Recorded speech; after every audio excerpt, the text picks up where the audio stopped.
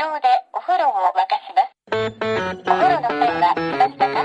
自動でお風呂の線は Hello and welcome to another episode of No Such Thing as a Fish, a weekly podcast. This week coming to you from Edinburgh. My name is Dan Schreiber, and please welcome to the stage, it's Anna Chazinski, James Harkin, and Andy Murray.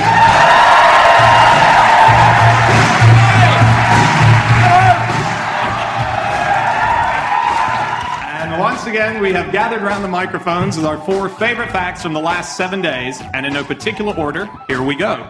Starting with you, Andrew Hunter Murray. My fact this week is that Antarctica exports used toilet paper. Who wants it? I see why they want to get rid of it. I want to know who wants it at the other end. Well, it's not so much that anyone else wants it. It's that they can't leave it there. So there are loads of different research bases in Antarctica. They used to do very bad things. They used to just dump it into the sea, and that can obviously be very bad, or it introduces foreign microorganisms, which can then have knock-on effects on the whole ecosystem. So some people incinerate it now, but there are companies which do tourism to Antarctica, and they export feces and urine and used loo paper. So that's part of the holiday you sign up to, is you go to watch them picking up used toilet paper from Antarctica. It's not a big part of the itinerary. But if you are doing an expedition to the pole or outside a research base, you basically have to carry your own poo behind you on a sled. Wow. Yeah. But the good thing is it freezes, so it's better. Well, Right? It's not the most silver of linings I've ever heard. Do you guys remember that story? Just speaking of it freezing, of poo freezing, there was a story told by an explorer called Wade Davis, a big anthropologist, amazing guy, and he was talking about a guy who lived, I can't remember where exactly he lived, but there was a lot of ice, and he refused to move. There were people trying to say, you should move out of here, and he said, I don't want to move out of here. So what he ended up doing was building up weapons that he could use against them, and what he did was he made a poo knife. So he froze his poo, and he positioned it in its shape to be knife-like, and when it froze, he had a dagger. And It was for attacking people, not for eating with. Well, mate, it probably doubled up, to be honest. Did he ever get to wield it? It's quite a weird story. He ended up saying that he had a few huskies, and he said he actually eventually escaped the place. And what he did was he had to have a sled, so he killed one of his huskies with the poo knife. He then ate the food of the dog in order to survive. And then he crafted the inside bones of the rib cage into a small sled. He tucked his poo knife into his belt, and he rode off into the distance. This is made up. I promise you. This is a dream. I promise you, Wade Davis, Google it. Wade Davis poo knife. You would. I reckon if you Google just poo knife, it's not going to be there's like 100 different things. It's like, I'm going to have to narrow this down. So when Shackleton went to the South Pole, they ran out of toilet paper very quickly, but what they did have was 2 full editions of the Encyclopedia Britannica. Yeah. And so when it got desperate, that's what they used. They used it also for smoking tobacco as well as for toilet paper. But Dr. Alexander Macklin, who was a surgeon, tore out the entry on scurvy because he didn't want anyone wiping with it because he thought it was really, really important. Really? Yeah. And there was a physicist there called Reginald James who saved the section on geometry. Why? What if we get to the pole and there's a test? Yeah, I think books have been used through the centuries, haven't they? As you'd imagine, really, because toilet paper wasn't invented until relatively recently. And so, the nobility would use pages of books to wipe their asses with. I think a popular thing that people used as loo roll in America was corn on the cob until toilet roll was invented. But isn't it the case with corn on the cob that it's one of those foods that actually comes out as corn still on the other side? So you'd be wiping it and you're just putting it back on to the thing you just ate.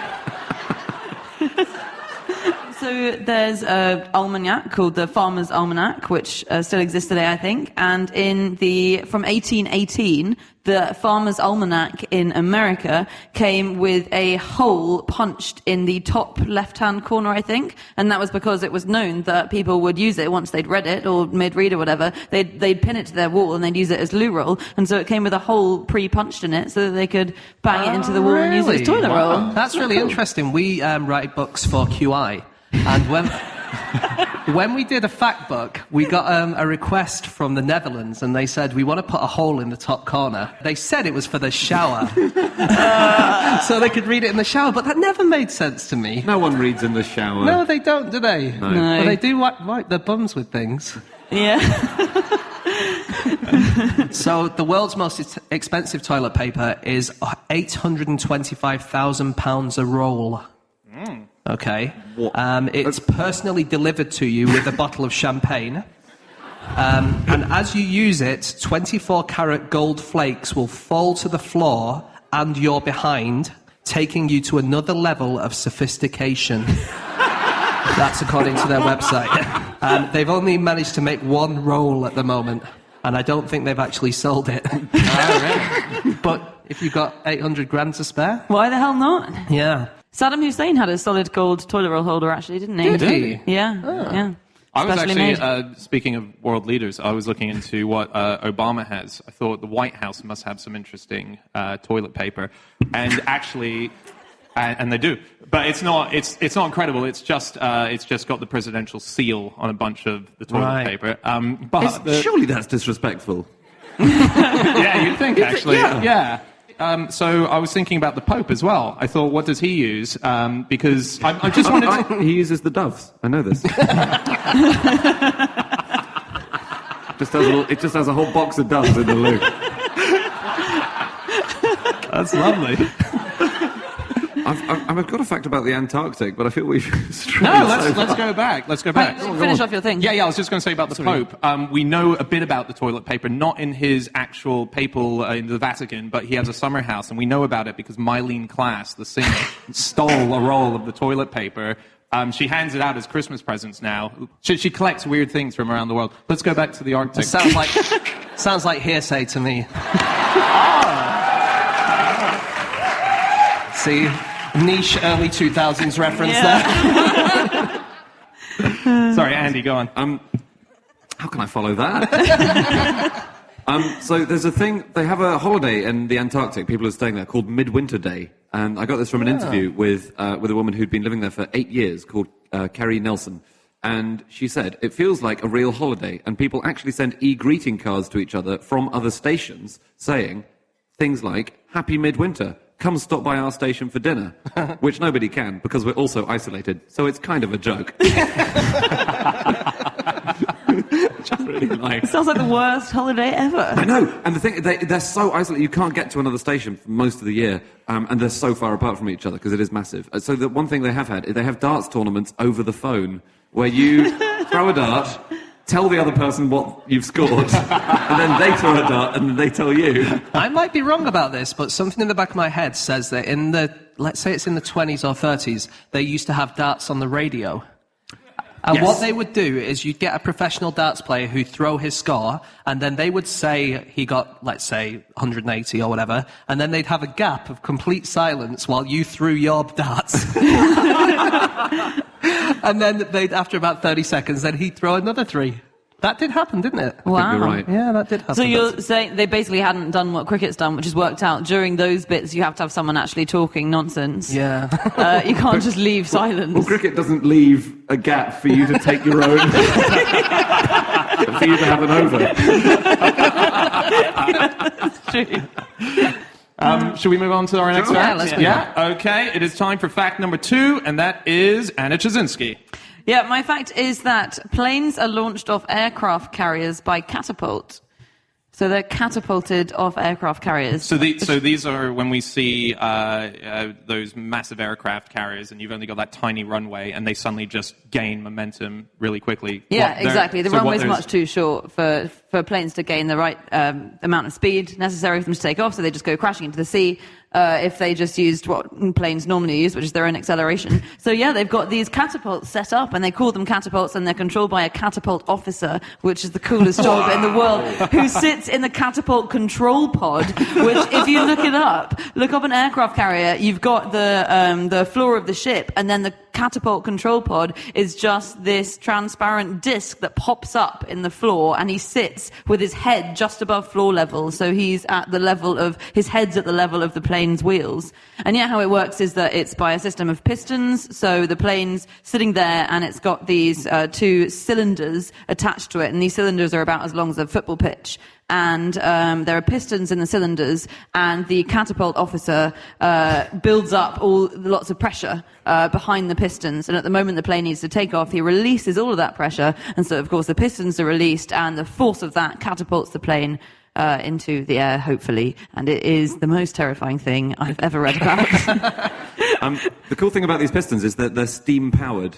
Yeah. It's so weird thinking of fighter jets being launched by steam power, but that's what the pistons are full of. Yeah. It's steam that's generated by the ship. But they're trying to make new ones, aren't they, that are like electromagnets? Yes. And they'll use those instead, and they're going to be much better because you need fewer people to work them, and also you won't have to have like massive steam pipes going on the side of your ship that can sometimes blow up. Yeah. Right. Yeah, they do. It's very dangerous. Things seem to blow up all the time on aircraft carriers. Yeah. And people recently, someone who was working on one of the US Navy's aircraft carriers, I think, got sucked into the jet engine as he was walking across the boat. And he was rescued, actually, before he got sucked into the propellers. I think he got stuck. I haven't actually watched the footage. Thank God he was wearing his enormous hat.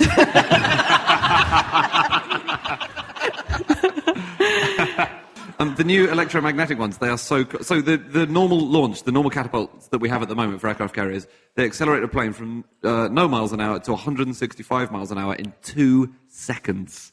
Whoa. Wow. And the new ones, they're going to be able to launch a plane every 45 seconds from a ship with this electromagnetic thing. And while it's happening, it's using the same amount of electricity as a town. What? Yeah. That's amazing. And it's very short. It's only 3 seconds that it's using it, but it's exactly the same electricity consumption as a town. Right. Isn't that cool? Wow. Yeah. I was reading about, because I was looking at pictures of the aircraft carriers, and they're ginormous, and I was trying to work out how big they actually are.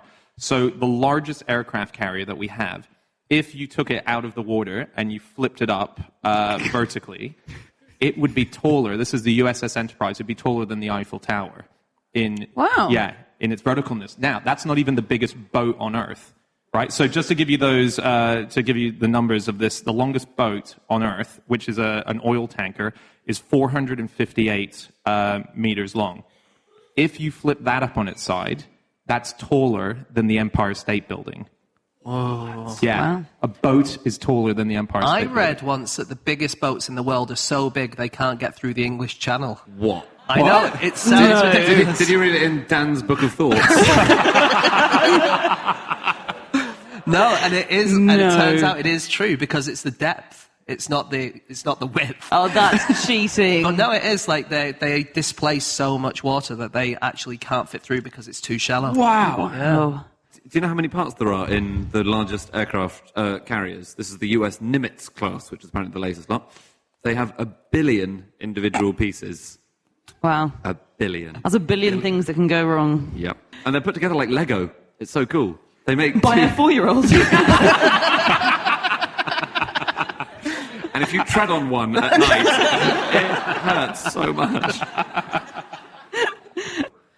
So another incredible thing that everyone has to know about is how landing happens on aircraft carriers. Oh, yeah.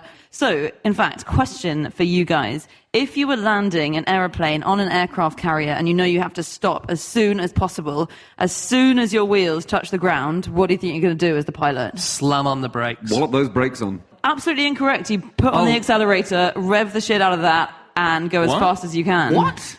Because the reason you do this is that it's so likely that something will go wrong that all you're doing is the pilot is preparing to take off again off that aircraft carrier in the event that something goes wrong. And the only thing that slows you down is you've got this hook, a tail hook, that's hanging off the back of your plane as you're landing. And then you've got these kind of wires that are sort of made of steel and they're attached to a hydraulic motor. They absorb the kinetic energy. So it's sort of like getting an elastic band to fly your plane into, and that stops the plane fast enough that it doesn't go flying off the end of the aircraft carrier. But so often they don't hook onto these wires that all you're supposed to do is, as a pilot, as you land on the aircraft carrier, is go, right, foot down, ready to lift off again. Wow. That's amazing. That is amazing. That's cool, isn't it? Yeah. Was it on QI? I can't remember. Years and years ago, the idea that one of the first planes, the way that it landed on an aircraft carrier, is that the people on the aircraft carrier actually pulled it down from the sky. I feel that might have come from the Dan Schreiber Big Book of Thoughts, actually. No, I think there's method here. I think there's something... Yeah. I don't think it's exactly that. I think it was a really early Wright Brothers style thing, right. possibly. Yeah. I'm not sure. The Wright brothers did use catapults sometimes Yeah. as well. The first ever planes had catapults on Yeah, them. certainly the first one that did a full circuit was sent up by catapults. It's amazing. Yeah. Pretty cool. It's very cool. Oh, can I tell you one extraordinary fact as well? Yes, This is please. the fact that really tipped me over the edge. Is that when you are landing on an aircraft carrier, some aircraft carriers, so specifically the Navy's E-2 Hawkeye, avoid that if possible, the margin of error as you're landing is 1 foot. So if you are 1 foot too early in your landing, you smash into the back of the aircraft carrier, and if you're 1 foot too late, you go crashing off the end of it into the sea. No. Oh, my God. Isn't that horrible? This is why I'm scared of flying, because every pilot has this kind of cowboy attitude where you just die at any moment. I flew out from Salzburg, right? If you ever go to Salzburg Airport, you're looking at the runway, and I was looking at it going, oh, that's really interesting. I'm sure we're not taking off in this path because there's a ginormous mountain cliff face at the other end. And we started going that direction, and there was a pilot sitting next to me who was just flying back as a passenger. And I was like, what happens if we don't get enough height? And he said, we'll go straight into the mountain. And I was like, so why would you build it like that so that that's a possible thing? And he went, just don't hit the mountain, mate. And I was like, that shouldn't be a thing. I got a flight from Paro, I think it's Paro Airport, which is in Bhutan.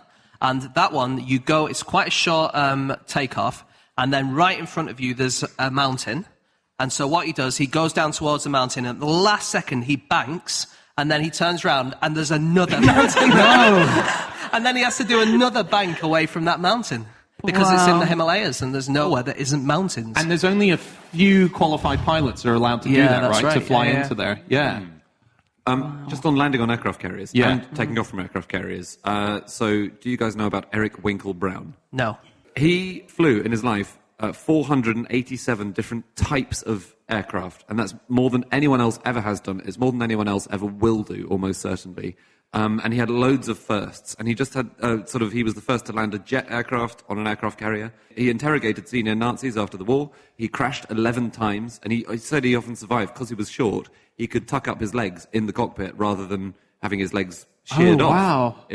As happened to other pilots. Yeah. He did a motorbike wall of death with a lion cub. Hang on.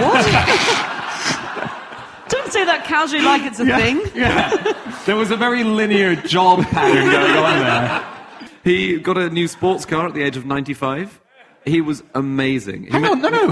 Go Yeah. back. He... The motorbike wall of death. I think the lion cub was in a sidecar. Sorry.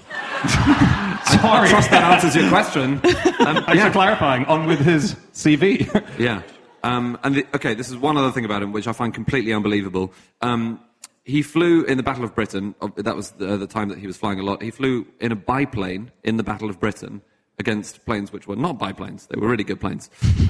But when they launched the V1, the flying bomb, he found that he overtook really close to them in a particular kind of plane called a Tempest 5. And he would clip the wings of the flying bomb with his own wings and send them plunging harmlessly into the English Channel. What? Wow. He's lucky that stuff worked, because otherwise you've just described Mr. Bean. Like that. Oh, I'm going to get a lion cub in my sidecar. Oh, I'm going to hello. He was amazing. Well, he was an amazing guy, and he passed away it was this year, wasn't it? Or was it last year? It was, January or February. Yeah, right. Incredible guy. Time for fact number 3, and that is my fact. My fact is that Apple used to give an annual award to the employee who best stood up to Steve Jobs.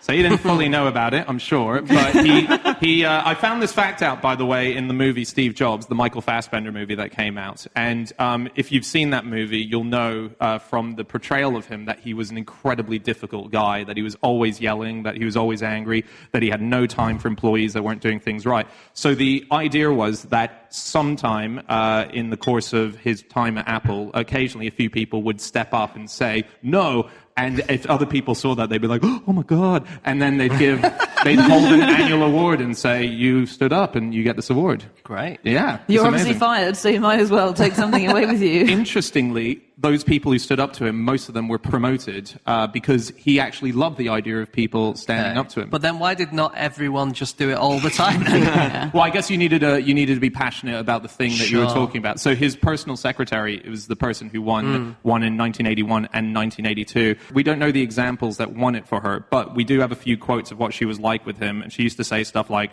I'm going to take a knife and stab it into his heart. Wait. Dan, is that a poo knife or is that a normal knife? She also threatened to pour her coffee into his lap if he didn't buck up. So it's that kind of stuff. She was really forceful, and he would listen to her.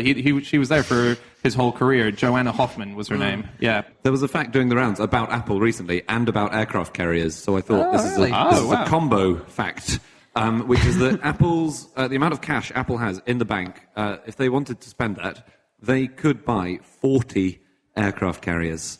Wow. Although they wouldn't have any planes to put on them because they'd spend all their money on 40 aircraft carriers. But if they just bought, 39... They could have a load of planes as well. Yeah. That's what I would do. Well, they don't call you James Strategy Harkin for nothing. James's wife, Kalina, actually told us a really cool fact, which is that, so like you're saying, aircraft carriers, if you've spent it all, that's all you could afford. Super yachts, when people buy super yachts, it costs so much money when they get it built that it ended up going way further than what they thought they could afford. And the thing with super yachts is that there's a helipad at the top. It got to the point where people couldn't afford helicopters. So there's a company that builds the shell of a helicopter that sits on super yachts to give the impression that, whoa, they've even got a helicopter. Yeah. And they're all fake. They're just fake helicopters. What if there's a fire on the yacht and someone says, don't worry, he's got a helicopter? I'd jump in the water? Your solution to a ship being on fire is to jump into the water. You're not a long-term thinker, Dan. That's your problem. I would say, though, it is a better solution than jumping into the fake helicopter. He can't be that much of a twat. I'm sure it's a real one, really. I would think about really good employees, amazing employees. So, thanks, Andy. This is someone in 2013 in America who was working at Dunkin' Donuts, the donut shop, and I think she won, maybe she didn't win an award, but she certainly deserved to. So she foiled a robbery by throwing a pot of hot coffee at a robber who was trying to climb in through the cashier's window. And then, as the robber fled, she shouted the company's slogan after him. What's the slogan? The slogan is, America runs on Dunkin', and she shouted, go run on Dunkin'. Oh my God. I have some things on employees who were fired for things. Mm-hmm. Oh, yeah. Okay, so J. Edgar Hoover apparently used to fire people because their heads were too small. That's why they took to wearing enormous hats whenever... Really? Yeah, Why? That's true. Well, it was kind of a status thing. He thought that people with bigger heads were smarter, and he said he was a notoriously horrible boss, wasn't he, J. Edgar Yes, Hoover? he was. Yeah. So the first head of the FBI. And yeah, so there's a couple of stories about him. He once found a poo on his patio, and he became convinced that he was being stalked by wild animals. So the priority that day was he got all of his top dog FBI employees to get this poo taken off to the lab and analyze it to see what kind of creature it belonged to. They sent it to the Smithsonian, the biological research aspect of it, and it identified it as raccoon poo. And so this word got back to J. Edgar Hoover, and he built a trap to destroy that raccoon. And the next morning, the neighbor's cat was spread all over the wall of the house, according to his assistant. What was this trap? It was a catapult. The good thing is that they managed to turn the poo into a wonderful set of 6 teaspoons for Hoover to use, so that's something. There was someone, there was a chap in India who he was an electrical engineer, and he was fired. His name is A.K. Verma, and he was fired for not turning up for work for 24 years. Oh, yeah. He was some people. I know. Just the smallest little thing.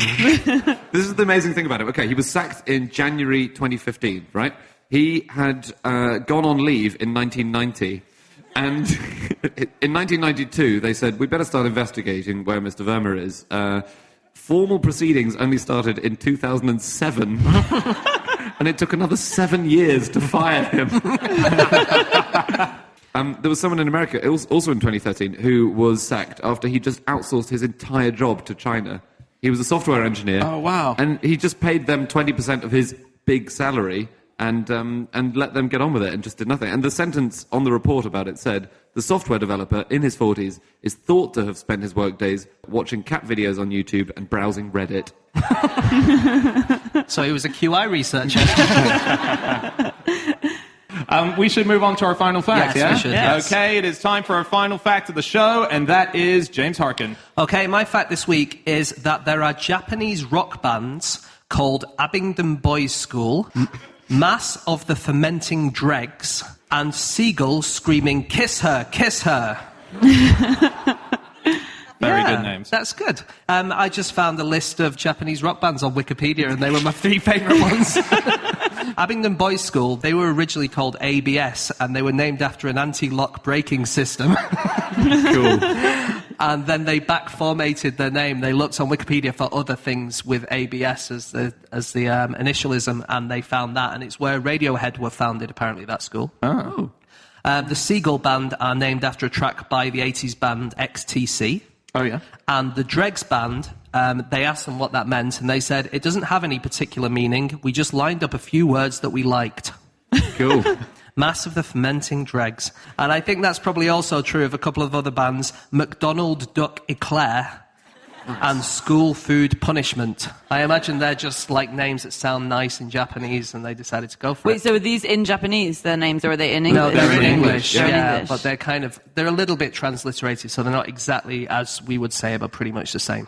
Speaking of McDonald's, I saw a band the other day that is both a McDonald's tribute act as well as a Black Sabbath tribute act, and they're called Mac Sabbath. And they come out dressed as Hamburglar and Ronald McDonald, and it's really fun. There's video footage online of them. They're a really cool band. Wow. All the songs are just changed to be McDonald's themed. It's really That's really exciting. good. Yeah. What I just love about this fact, I've said this a few times actually, I just love going on the internet and finding lists of stuff and then finding bits and pieces from it. The other day I found the most recent list of baby names in the UK. These are from 2014. And there are 10 girls in that year called Pebbles. There were 3 boys whose name was Name. Wow. That's a mistake on the form. That's a mistake on the form. And there were 31 girls called Isis in 2014. Wow. 2014. They Yeah. only really kicked off halfway through 2014. Oh, so you think that's what it was? I hope that's what it was. Yeah.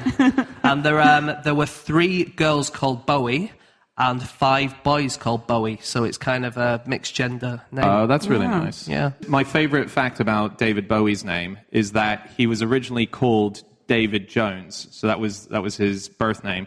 And he started becoming a musician, and then suddenly, out of nowhere, Davy Jones of the Monkees suddenly became massively famous. So he thought, I can't use that name. So he changed it to David Bowie. However, before he changed it to David Bowie, he named himself Tom Jones. And then a few weeks later, this new singer kicked off, and he was like, Jesus. And so then he went to David Bowie. So David Bowie was called Tom Jones and Davy Jones before he was David so Bowie. good. Do you think there's another universe where Tom Jones, our Tom Jones, didn't become famous, or did become famous under the name David Bowie, and our David Bowie became famous under the name Tom Jones? If it is, it's a magical universe, and I wish we were all there right now. It's almost impossible to conceive. All right, I've got some Japanese pop music facts. Great. Well, I've got a couple more bands, which I'm surprised didn't make your list, James. So Okay. there's the Sex Machine Guns. Pretty Yeah. cool. Very good. And my favourite is the, as in the Shakespearean for you, the Michelle Gun Elephant. This is brilliant. Do you know where they got their name? No. Where? So they misheard a song by The Damned, which is Machine Gun Etiquette. And they thought it was Michelle Gun Elephant. That's very cool. That's good, though, Very isn't it? cool, That's yeah. great. So this thing you're talking about, where in Japan English words are taken and they're sort of repurposed, there's something called gairaigo. That is the Japanese rendering of English words that have now fallen into common parlance in Japan. So, for instance, Japanese words that are used now are maiku, which is for microphone, super, which is supermarket, and I really like this one. Abeku is a word for a romantic couple, like a couple in a relationship, and that comes from the French avec. And that's just become a Japanese word that means a romantic couple. Cool. I thought you were going to say it was from Posh and Beck's. No, it's much more sophisticated than that. They're more highbrow than you are. Well, I wouldn't say that Posh and Beck's are not sophisticated. I think he's got a tattoo of Victoria Beckham's name in Sanskrit, but it's misspelled. Yeah, he does. You're right, that is sophisticated. So the biggest selling song in Japanese history, not including digital downloads, so it's a bit of an older one, but this is genuinely the best selling song in Japanese history. It's called Ayoge Taiyaki-kun, which translates as "Swim, you sea bream-shaped pancake." What? That's true. It was used in a children's TV show, and then it became massively popular for people to buy for their kids, and yeah. There is a band called Machikado Keiki Japan whose name means street corner economic conditions. Right, and their debut single, they're quite a recent band, it mentions quantitative easing and construction bonds. And the big gimmick of this band, they're a girl band, and they promised that the length of their skirts would correlate with the country's stock market conditions. So that when the Nikkei, the Japanese stock market, was doing well, their miniskirts would get shorter, and when it was doing badly, they would, go down towards the ankles. That's actually a real thing, isn't it? That people do use the length of people's skirts to say whether the country's doing well or badly. Hemline Index, that's what it's called. Right. Yeah. And in really good economic conditions, all women tend to wear shorter skirts. Yeah. Which is strange, because you'd think that in bad economic conditions you'd be wearing shorter skirts because you have to save cloth. Yeah, you would think that. Yeah. That's true, yeah. Whereas in the good times, there's cloth going. Because I was reading a lot of lists on Wikipedia, I do for my job. I found one list which is lists of nicknames used by George W. Bush, which was quite good. Oh, cool. So Tony Blair, he called him Landslide. I think because he had such a really good kind of election one year. No, you'd think that. No, Tony Blair delights in causing landslides. That's a funny thing. They keep it out of the papers. The director of the CIA Counter-Terrorist Center, Kofa Black, was known as Flies on the Eyeballs Guy by George W. Bush. And Vladimir Putin was known as Pooty Poot Ostrich Legs. I can see that with Putin, though. Yeah, can you? Well, he's got a sort of big, strong arms and stuff, but he never gets his legs out. What's he hiding? Okay, that's it. That's all of our facts. Thank you so much for listening. If you'd like to get in contact with any of us about things we've said over the course of this podcast, we can be found on our Twitter accounts. I'm on @Schreiberland, James. @Eggshaped. Andy. @AndrewHunterM. And Chazinski. You can email podcast@qi.com. Yep. Or you can go to our website, nosuchthingasafish.com. We have all of our previous episodes up there. Thank you so much for listening at home, people at home. Thank you guys, for listening here in Edinburgh. So awesome. We'll be back again next week with another episode. Goodbye!